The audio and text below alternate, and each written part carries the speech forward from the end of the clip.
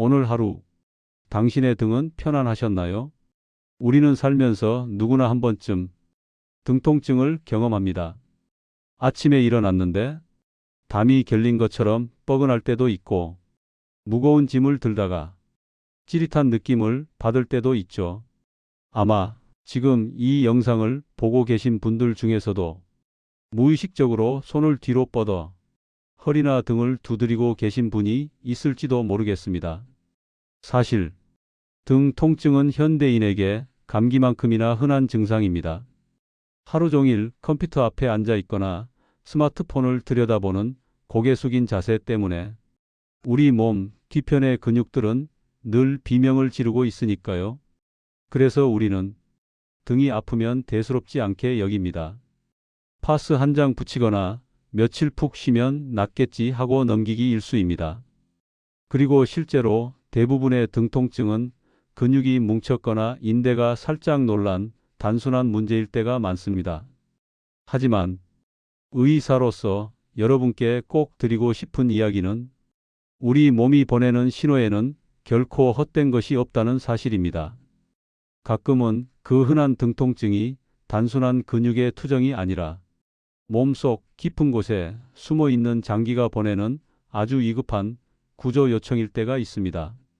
특히 우리 몸에서 가장 침묵의 장기라고 불리는 췌장이 보내는 신호라면 이야기는 완전히 달라집니다. 오늘은 여러분과 함께 너무나 익숙해서 무심코 지나치기 쉬운 등통증이 언제 위험한 신호로 바뀌는지, 그리고 우리 몸속 장기들이 보내는 그 은밀하고도 절박한 목소리를 어떻게 구별해낼 수 있는지 아주 차분하게 이야기를 나누어 보려 합니다. 겁을 드리려는 것이 아닙니다. 단지 여러분이 자신의 몸을 조금 더 세심하게 사랑을 담아 들여다보실 수 있도록 돕고 싶을 뿐입니다. 먼저 우리 몸의 구조를 아주 쉽게 머릿속으로 그려보겠습니다. 여러분, 췌장이 어디에 있는지 정확히 아시나요? 보통 위나 간은 어디쯤 있는지 대략적으로 짚어내시지만 췌장의 위치를 정확히 아는 분은 드뭅니다. 췌장은 아주 수줍음이 많은 장기입니다. 배 앞쪽에서는 위장과 간 같은 큰 장기들에 가려져 있고 등 쪽으로는 척추뼈 바로 앞에 단단히 붙어 숨어 있습니다. 마치 겁 많은 아이가 엄마 등 뒤에 숨어 있듯이 췌장은 우리 몸의 정중앙 척추 바로 앞 깊숙한 곳에 웅크리고 있죠. 바로 이 위치 때문에 췌장에 문제가 생기면 아주 독특한 현상이 발생합니다. 만약 위나 장에 문제가 생기면 우리는 보통 배가 아프다고 느낍니다. 하지만 췌장은 척추와 아주 가까이 붙어 있기 때문에 췌장에 염증이 생기거나 혹이 자라거나 부피가 커지면 그 압력이 배 앞쪽으로 향하기보다는 바로 뒤에 있는 척추 신경을 자극하게 됩니다. 상상해 보세요. 좁은 방 안에 풍선이 부풀어 오르는데 앞문은 꽉 막혀 있고 뒷벽은 얇은 합판으로 되어 있다면 풍선은 결국 뒷벽을 밀어내겠죠. 우리 몸도 마찬가지입니다. 췌장이 붓거나 종양이 생겨 신경을 누르면 뇌는 이것을 배의 통증이 아니라 척추 주변, 즉 등의 통증으로 착각하게 됩니다. 이것이 바로 우리가 흔히 말하는 방사통입니다. 그렇다면 여기서 가장 중요한 질문이 생깁니다. 그냥 근육이 뭉쳐서 아픈 것과 췌장이 보내는 위험한 등 통증은 어떻게 다를까요? 느낌만으로 이것을 구별할 수 있을까요? 네, 아주 미묘하지만 분명한 차이가 있습니다. 여러분이 이 차이를 감각적으로 이해하실 수 있도록 설명해 드리겠습니다. 일반적인 근육통은 움직임과 아주 밀접한 관련이 있습니다. 예를 들어 몸을 앞으로 숙이거나 허리를 삐틀 때, 특정 동작을 할 때 악소리가 나게 아프다면 이건 근육이나 뼈의 문제일 가능성이 높습니다. 그리고 아픈 부위를 손으로 꾹 눌렀을 때 시원하면서도 아픈 느낌, 통증의 위치가 손끝에서 명확하게 잡힌다면 그건 근육이 뭉친 겁니다. 누군가 주물러 주거나 찜질을 했을 때 시원하다 라는 느낌이 든다면 안심하셔도 좋습니다. 하지만 췌장이 보내는 신호는 결이 다릅니다. 환자분들의 표현을 빌리자면 이 통증은 겉가죽이 아픈 게 아니라 몸속 깊은 곳에서부터 뚫고 나오는 듯한 통증이라고 합니다. 손으로 아무리 등을 눌러도 그 아픈 지점이 잡히지 않습니다. 마치 등피부 아래가 아니라 척추뼈 안쪽, 손이 닿지 않는 깊은 터널 속에서 누군가 둔탁한 주먹으로 묵직하게 밀어내는 듯한 느낌이죠. 콕콕 찌르는 예리한 통증이라기보다는 우악스럽고 기분 나쁜 통증이 등 한가운데를 쥐어짜는 듯 지속됩니다. 무엇보다 중요한 건 움직임과 상관없이 아프다는 겁니다. 가만히 있어도 아프고 자세를 바꿔도 그 묵직함이 사라지지 않습니다. 마사지를 받아도 겉만 문지르는 것 같고 속의 통증은 그대로인 느낌. 바로 그 느낌을 기억하셔야 합니다. 이러한 감각적인 차이 외에도 우리가 객관적으로 판단할 수 있는 시간의 기준이 있습니다. 저는 환자분들께 일주일과 3개월이라는 두 가지 숫자를 기억해 달라고 말씀드립니다. 먼저, 일주일의 법칙입니다. 보통 근육통이나 단순한 담은 일주일 정도 푹 쉬고 파스를 붙이고 물리치료를 받으면 호전됩니다. 우리 몸의 근육은 회복력이 좋아서 적절한 휴식만 주어지면 금방 제자리로 돌아오죠. 그런데 만약 여러분이 충분히 쉬었고 무리한 운동도 하지 않았는데 등통증이 일주일 넘게 똑같은 강도로 지속되거나 오히려 점점 더 심해진다면 이건 근육의 문제가 아닐 수 있습니다. 근육은 쉴수록 부드러워지지만 병든 장기는 쉬어도 낫지 않기 때문입니다. 그리고 더 중요한 것은 3개월이라는 시간입니다. 만약 뚜렷한 이유 없이 등통증이 3개월 이상 만성적으로 이어진다면 그리고 정형외과에서 엑스레이나 MRI를 찍어봐도 뼈나 디스크에는 별다른 이상이 없다고 한다면 그때는 반드시 내과적인 문제를 의심해 보셔야 합니다. 특히 췌장암 환자분들의 데이터를 보면 진단을 받기 몇 달 전부터 원인을 알 수 없는 등통증에 시달렸다는 분들이 상당히 많습니다. 디스크인 줄 알고 몇 달 동안 도수치료만 받다가 치료 시기를 놓치는 안타까운 경우가 바로 이런 경우입니다. 여기서 또 하나 아주 결정적인 단서가 있습니다. 바로 밤과 식사입니다. 췌장은 소화효소를 분비하는 장기입니다. 그래서 식사를 하고 나면 췌장은 일을 해야 합니다. 특히 기름진 고기나 술을 드신 후에 등통증이 더 심해진다면 췌장이 과부하가 걸려 비명을 지르고 있다는 뜻일 수 있습니다. 또한 낮에는 서 있거나 앉아 있어서 중력에 의해 장기들이 아래로 처지면서 췌장과 척추 사이에 약간의 공간이 생길 수 있지만 밤에 잠을 자려고 똑바로 누우면 췌장이 척추를 바로 짓누르게 됩니다. 그래서 췌장에 문제가 있는 분들은 똑바로 누워 자는 것을 힘들어 하십니다. 오히려 옆으로 웅크리고 눕거나 상체를 앞으로 숙이고 앉아 있을 때 통증이 줄어든다고 느끼죠. 밤마다 등이 아파서 잠을 설치고 자꾸만 몸을 새우처럼 구부리게 된다면 이것은 몸이 본능적으로 통증을 피하려는 자세라는 것을 아셔야 합니다. 이해를 돕기 위해 제가 만났던, 아니 우리 주변에 있을 법한 한 분의 이야기를 들려드리겠습니다. 이 영상은 일반적인 건강 정보를 나누기 위한 것이고 개인별 진단이나 치료를 대신할 수 없습니다. 지금 몸이 많이 불편하시다면 반드시 가까운 병의원을 직접 찾아가 진료를 받으셔야 합니다. 철수님은 50대 중반의 평범한 직장인이었습니다. 평소 건강만큼은 자신 있었고 주말이면 등산도 즐기시는 활기찬 분이었죠. 어느 날부터인가 철수님은 퇴근길 운전 중에 등 한가운데가 뻐근하다는 느낌을 받기 시작했습니다. 처음에는 그저 야근이 잦아서 혹은 운전 자세가 나빠서 생긴 단순한 근육통이라고 생각했습니다. 집에 오면 아내분께 여보, 나 등 좀 두드려줘. 거기. 아니, 조금 더 아래. 아니, 속이 좀 답답하네라고 말하곤 했죠. 아내분이 정성껏 파스를 붙여주면 시원한 듯도 했지만 왠지 모를 찝찝한 불쾌감은 사라지지 않았습니다. 그렇게 2주가 지났습니다. 통증은 아주 서서히, 하지만 집요하게 철수님을 괴롭혔습니다.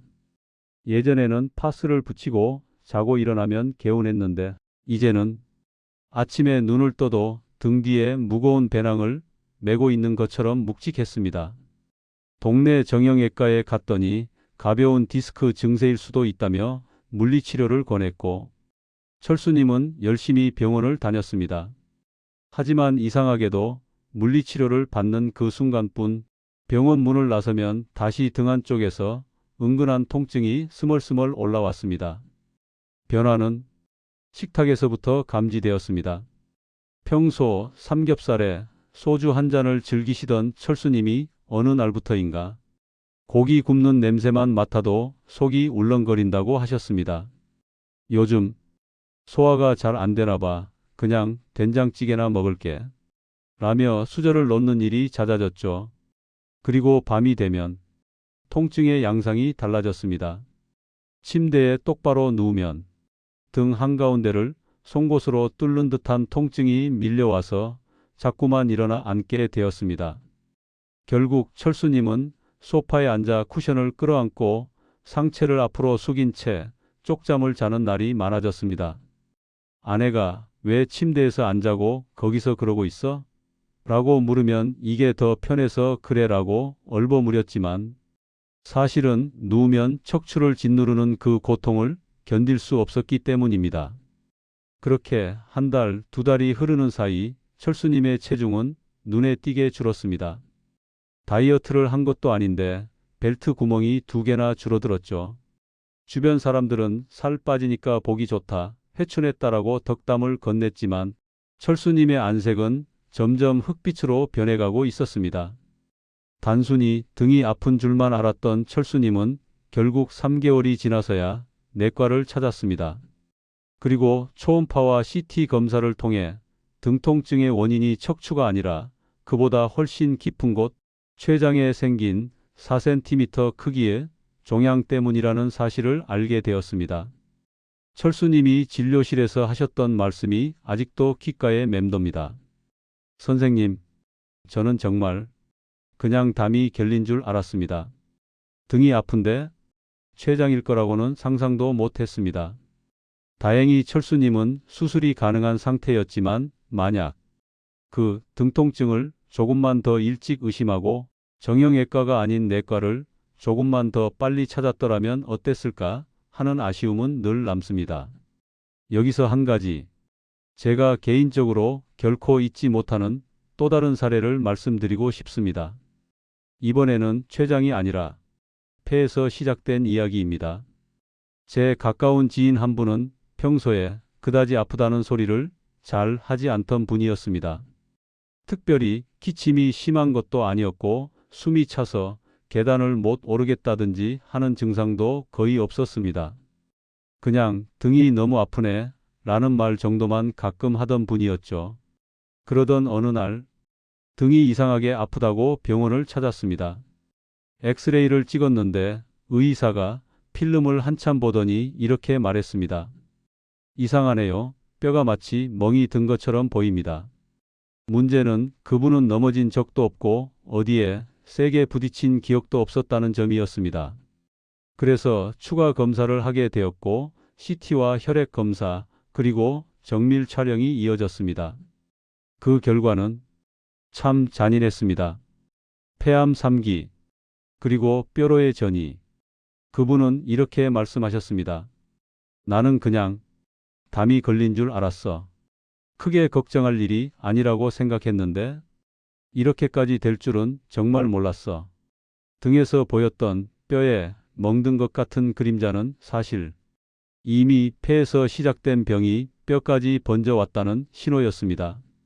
그저 담 걸린 게 오래가네 정도의 느낌이었기 때문에 처음에는 대수롭지 않게 넘겼다고 하셨습니다. 하지만 병은 그 사이에 조용히 그리고 빠르게 진행되고 있었습니다. 결국 그 지인은 맞는 항암제를 찾지 못했고 우리가 마음의 준비를 할 틈도 많지 않은 채 하늘나라로 떠나셨습니다. 시간이 한참 흐른 지금도 그분을 떠올리면 조금만 더 일찍, 조금만 더 집요하게 몸의 신호를 들여다봤더라면 어땠을까 하는 생각이 남습니다. 이 두 이야기는 서로 다른 장기에서 시작된 병이지만 우리에게 공통된 메시지를 줍니다. 평소와 다른 신호를 가볍게 넘기지 말 것, 그리고 통증이 심하다고 해서만 혹은 통증이 없다고 해서만 안심하지 말 것. 여러분, 이 이야기들을 들으시면서 혹시 나도 등이 아픈데 혹시 하며 불안해지셨나요? 부디 그러지 않으셨으면 좋겠습니다. 앞서 말씀드렸듯 90% 이상의 등 통증은 근육과 뼈의 문제입니다. 하지만 우리가 철수님과 그리고 지금 말씀드린 실제 사례에서 배워야 할 점은 내 몸이 보내는 평소와 다른 신호를 무시하지 않는 태도입니다. 늘 있던 통증인데 오늘은 뭔가 다르다. 원래는 쉬면 나았는데 이번엔 이상하게 오래 간다. 이제는 밤에 누웠을 때 식사 후에 유난히 심해진다. 같은 변화를 가볍게 넘기지 않는 것, 그것이 무엇보다 중요합니다. 정리해 보겠습니다. 지금 여러분의 등이 아프다면 딱 세 가지만 스스로에게 물어봐 주세요. 첫째, 이 통증이 움직일 때 아픈가?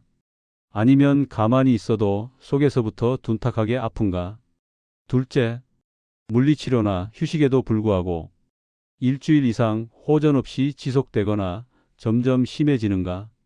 셋째, 똑바로 누웠을 때보다 몸을 웅크렸을 때 통증이 줄어들고 최근 이유 없이 소화가 안 되거나 체중이 빠졌는가? 이 질문들에 대해 그렇다는 대답이 나온다면 그때는 주저하지 말고 병원을 찾아가 복부 초음파나 CT 검사를 받아보시기를 권합니다. 검사를 받는다고 해서 모든 병을 100% 막을 수 있는 건 아니지만 이런 신호를 가볍게 넘기지 않고 적절한 검사를 받는다면 위험한 병을 더 일찍 발견할 가능성을 분명히 높일 수 있습니다. 등통증은 어쩌면 췌장이 그리고 때로는 폐와 같은 다른 장기들이 우리에게 보내는 가장 간절한 편지일지도 모릅니다. 그 편지를 뜯어보지도 않고 구겨버리는 일은 없어야겠죠. 우리 몸은 거짓말을 하지 않습니다. 단지 우리가 너무 바빠서 혹은 너무 무심해서 그 목소리를 듣지 못할 뿐입니다. 오늘 밤 잠자리에 드시기 전에 가만히 눈을 감고 내 등의 감각에 집중해 보세요. 그리고 하루 종일 고생한 내 몸에게 따뜻한 위로를 건네며 어디 불편한 곳은 없는지 다정하게 물어봐 주시기 바랍니다. 오늘은 이렇게 통증으로 신호를 보내는 경우에 대해 알아봤습니다. 그런데 여러분, 더 무서운 건 통증조차 없는 침묵의 신호들입니다. 아프지도 않은데 몸이 보내는 위험 신호가 있다는 사실 알고 계셨나요? 다음 시간에는 아무런 통증 없이 오직 눈에 보이는 변화만으로 우리에게 경고를 보내는 무통증 위험 신호들에 대해 깊이 있게 이야기 나누어 보겠습니다. 오늘 영상이 여러분의 건강을 지키는 작은 등불이 되었기를 바랍니다.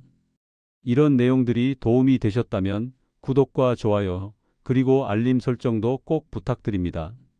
알림을 켜두시면 다음에 올라오는 건강 영상들을 가장 빠르게 확인하실 수 있고 여러분의 그 한 번의 클릭이 누군가에게는 자기 몸의 신호를 더 일찍 알아차리는 데 큰 도움이 될 수 있습니다.